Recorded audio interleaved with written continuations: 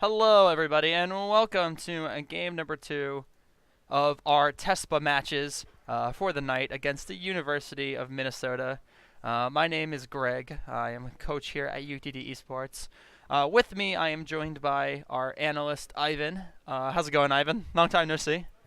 Oh yeah, totally. I'm doing pretty good. All right, we're gonna get into it here. Our first match is actually, or map is actually going to be Junkertown. So it'll be interesting to kind of see the setups we get here on this map. Do you have any kind of thoughts initially to it? When I'm looking over at this map, Junkertown's a very, very open map. It's great for snipers. Anything long range distance, they greatly excel this map, especially if given the proper amount of space.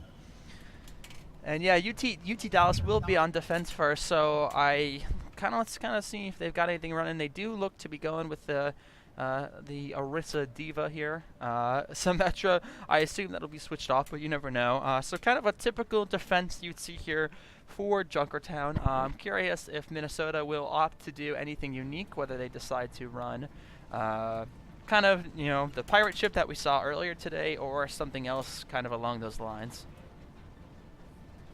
If we're going to be looking at it, considering the huge difference between us and them, I would not be surprised to see Minnesota actually be deciding to run a pirate ship of some sorts against us.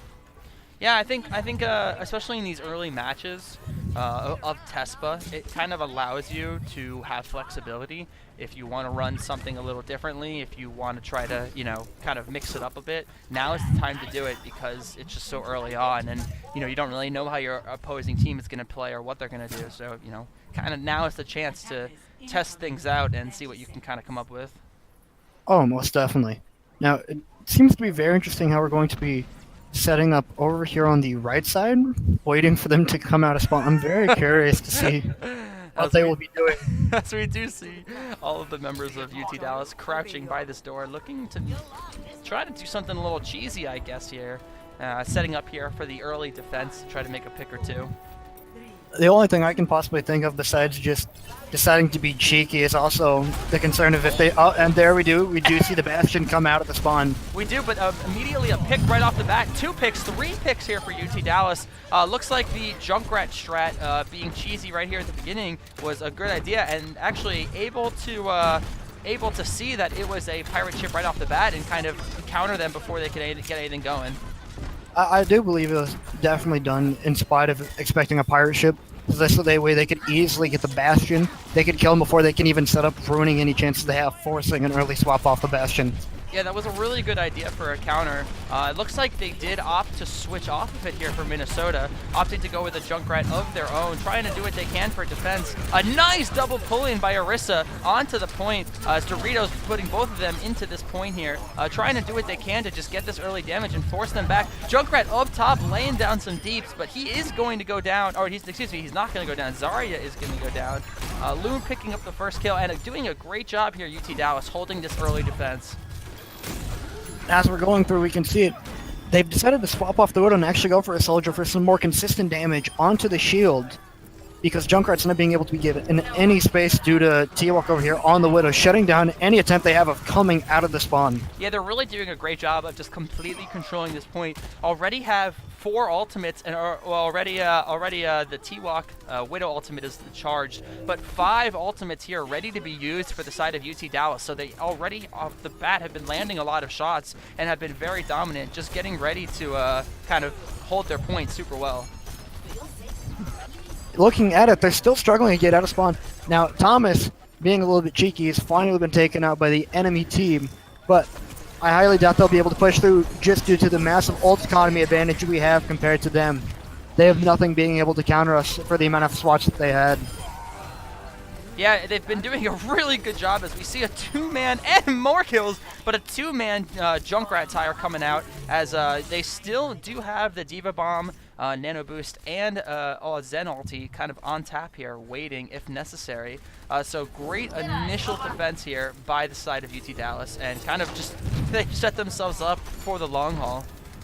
Oh, most definitely. When it comes to that Junkrat tower, I'm going to feel to give it a 7 out of 10 for only being able to get 2 of the 6 targets on the enemy team.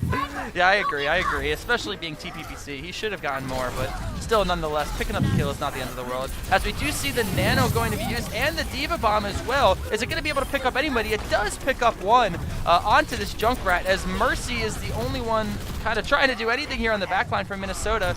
She's just floating around, kind of doing her own thing. As we see T-Walk, let's get a little scope in here, trying to land some shots. It is actually laying down a lot of cover fire for UT Dallas, and Loon 1v1ing the Lucio right now, taking him down with Toxic's help at the end. So doing a great job here initially, and still not even, still Transcendence not even being used yet. So, oh, but here comes the Junkrat Tiger of Minnesota's own.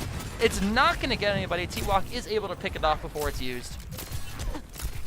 Coming through with this, I am definitely going to have to feel bad for Minnesota on this fact of they don't seem to know what they should be doing against UT Dallas under any circumstance. They're being shut down at every corner and not being given any room to breathe no matter what happens. Yeah, they're really just holding this initial front down, as we're seeing a bunch of snipes coming out from T-Walk, really holding this point. They were able to get a pin onto the Reinhardt initially, but it just was not enough to, oh, as we see another snipe from T-Walk onto the Mercy with the spray to follow. An unbelievable snipe there from the Widowmaker, as he looks like he's gonna try to 1v1 this Widowmaker. Let's see how this one turns out, as he's gonna get another headshot. Unbelievable defense by UT Dallas. It looks like it's just Lucio and Zarya being the only ones left here, trying to do what they can, as they're not going to be able to do much, as UT Dallas is going to hold this here, not even letting Minnesota get the first point. Now do keep in mind throughout that entire round, after the first 30 seconds, we did see Minnesota swap over to Orion's Zarya, and not once do I believe we saw a graph coming out of them just showing how very little room they were given to breathe and actually do damage to UT Dallas. Yeah, they were just holding them at the front door the whole entire time, really just showing that they had a dominant defense setup, especially even starting off with that initial door holding, knowing that the pirate ship was going to be coming. They were ready for it right off the bat and just immediately shut it down, and then held that defense very strong. So a very, very, very good first defense here for UT Dallas.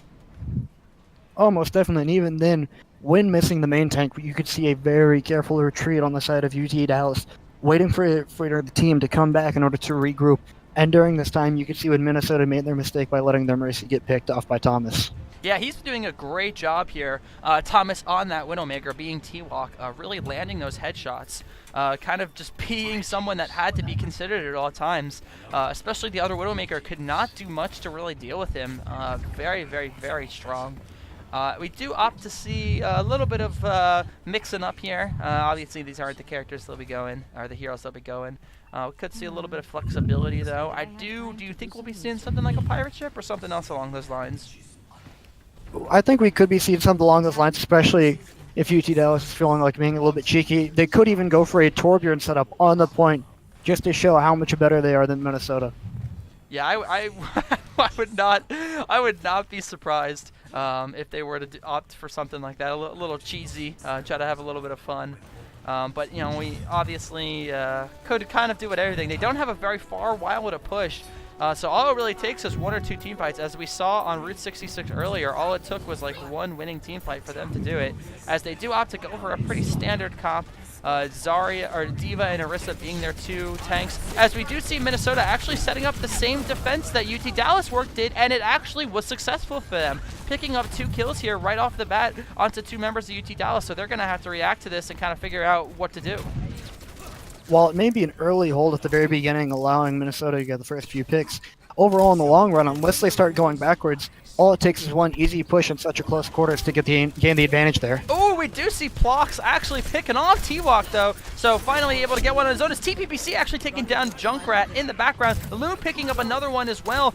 So a couple of picks here, like you were saying, might be all they need. The Mercy Res is going to come onto the Orisa, but it doesn't look like it's even going to be enough, as she's going to be hit by the nade from Andres. They're kind of taking all these kills one by one.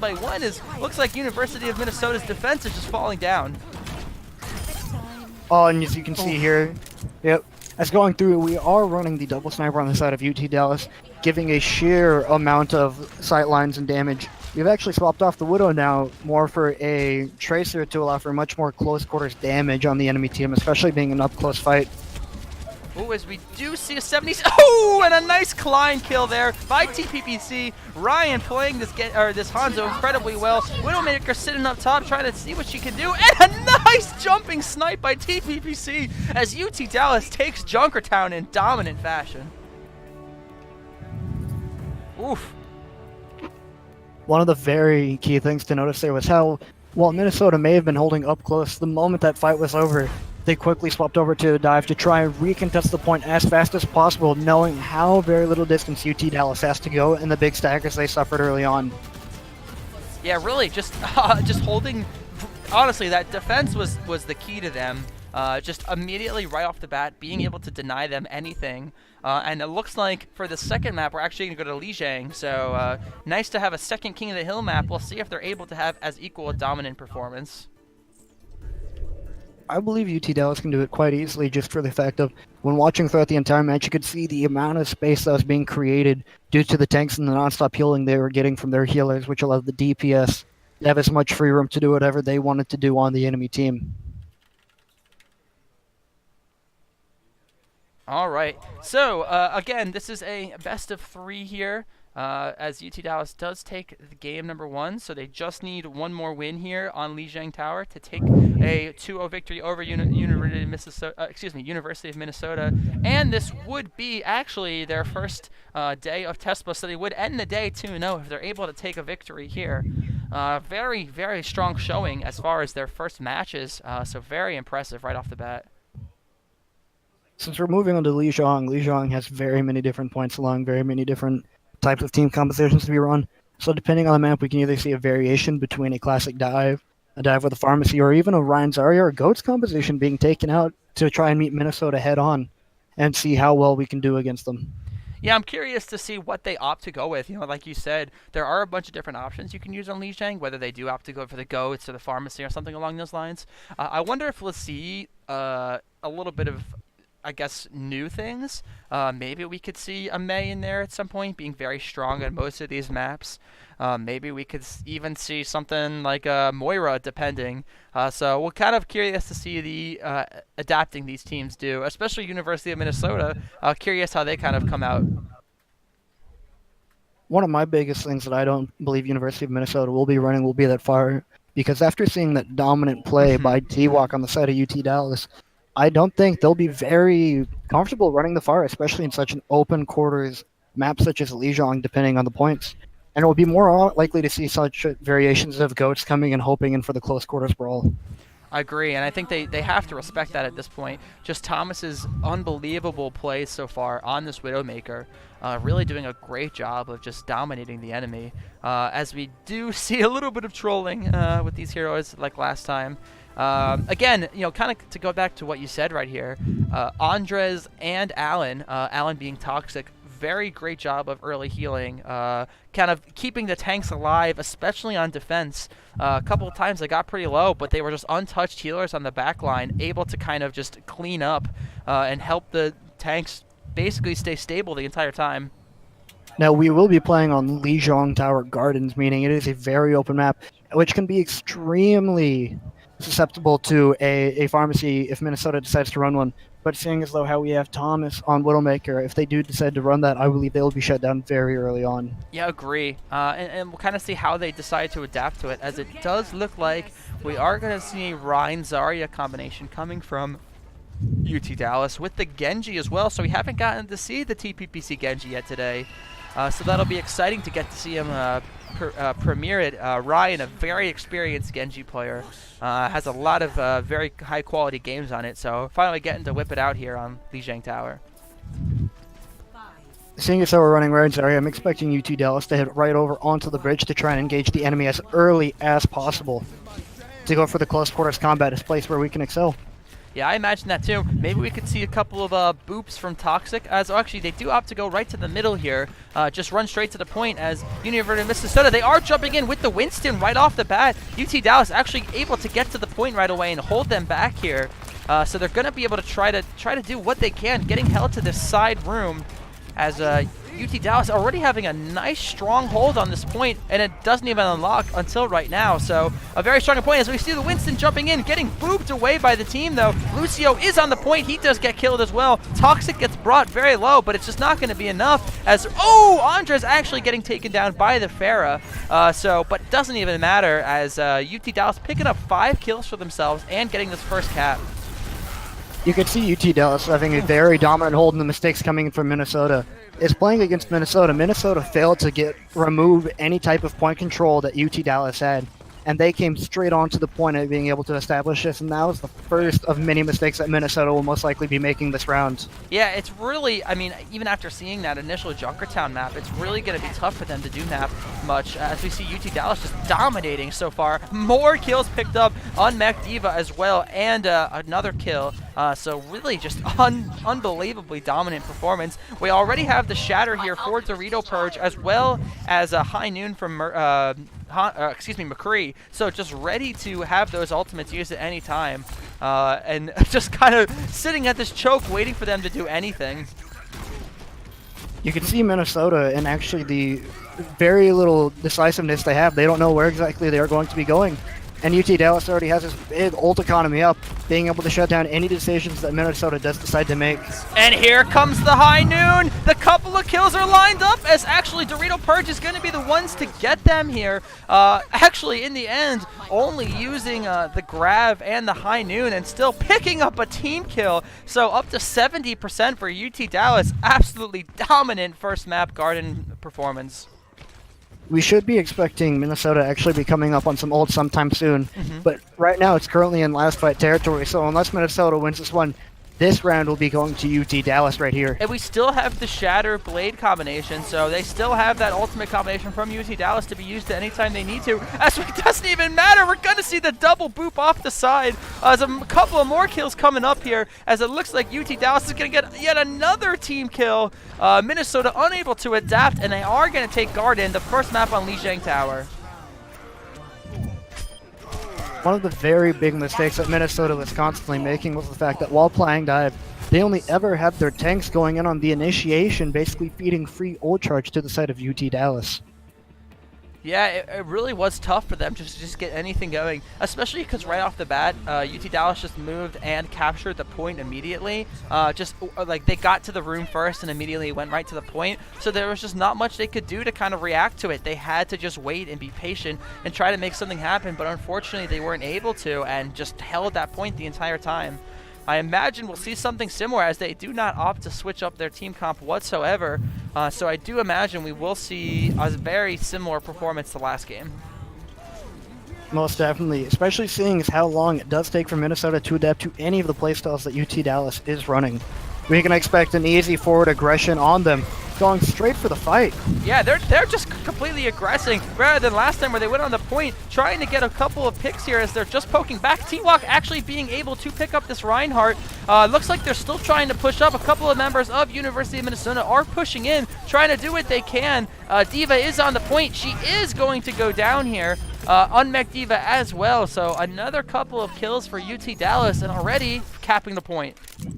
One of the things you can definitely notice is the fact that UT Dallas is actually playing their standard composition while Minnesota has swapped over to Goats.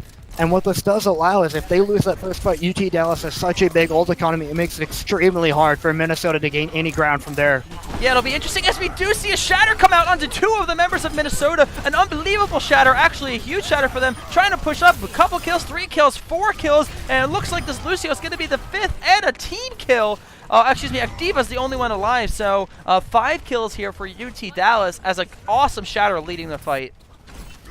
Going through and watching over this, you can already see the ult economy building up, and the next step should be for UT Dallas to use that Graviton to rebuild the actual Rhine Shatter, which will lead to this non-stop stagger at these doors. And we do see the Grav is ready, and here it comes. The team is following up. The Coalescence as well is trying to come out from Minnesota. Doesn't look like it's going to be enough, though, as UT Dallas is just pushing up so heavily onto this point into the middle. They can't do much to deal with it. The sleep's going to come out, but the damage is going to wake her and push her as well. But again, they're just holding this choke and not letting them do anything at all. you can already see how big of an advantage it is for Dorito Purge. He's almost having another shatter again on the enemy team with Loon already halfway to another grab Yeah. when it's only been over 20 seconds. Yeah, they're ready for this too. And here comes the blade as well. The beat's going to be used to try to react to it. It looks like it's going to be able to save a couple of lives. But in the end, it does not look like... Actually, T-Walk is going to be able to pick someone up. Dorito Purge is sitting on the shatter, just waiting for the opportunity to do it. Here comes the Diva Bomb. Is it going to be able to pick up anybody? It is not, but Dorito Purge is going to get pinned. He is on the back line here. Actually, oh, and a huge shatter again. Another 2 members from the side of University of Minnesota getting picked, but they do have 2 on the point. Oh, almost picking it. A 2-man grab coming out as well here from Joey on this Loon on Diva. So it looks like UT Dallas 98, 99, 100, taking Lijiang Tower and taking a 2-0 victory over the University of Minnesota. Most definitely. It was very easily well done, especially done by the side of UT Dallas and maintaining the ult economy and being able to shut down Minnesota at every single turn. As we do get to see Ryan, TPPC, with this Genji play of the game. Let's see what we got going on here. Oh, not even needing the blade. An awesome grab there led by Loon. So a really great start to the fight. And again, a very, very, very well played map overall by UT Dallas. Oh, most definitely. All right, so that's about going to wrap us up today for our TESPA matches. So UTD ending the day with a strong 2 wins, already right off the bat showing they're going to be a force to be reckoned with in the TESPA tournaments. So for those that are interested, give our stream a follow. That's the best way to see when we'll go live. Next week we will be affiliated, so we will have the ability to subscribe to our channel if that's something that would interest all of you. And if you're interested as well, there are a couple links to our social media pages below the stream, as well as our Discord channel. So definitely give us a like, follow the stream, and follow us along as we continue the rest of our season. All right, well, thanks for tuning in, and everybody have a good night.